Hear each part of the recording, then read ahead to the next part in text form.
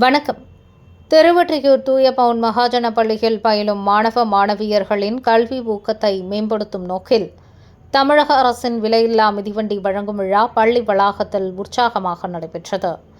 இந்நிகழ்ச்சிக்கு 12வது வார்டு மாமன்ற உறுப்பினர் கவிகணேசன் தலைமை தாங்கினார். விழாவில் திருவொற்றியூர் சட்டமன்ற உறுப்பினர் KP சங்கர் MLA சிறப்பு விருந்தினராக கலந்து கொண்டு மாணவ மாணவியருக்கு விலையில்லா மிதிவண்டிகளை வழங்கினார். அவர் உரையாற்றுகையில், கல்வியே சமூக முன்னேற்றத்தின் அச்சாணி, மாணவர்களின் கனவுகளை நனவாக்க தமிழக அரசு பல்வேறு நலத்திட்டங்களை செயல்படுத்தி வருகிறது. இத்திட்டங்களை மாணவர்கள் நல்வழியில் பயன்படுத்தி உயர்ந்த இலக்குகளை அடைய வேண்டும் என குறிப்பிட்டார்.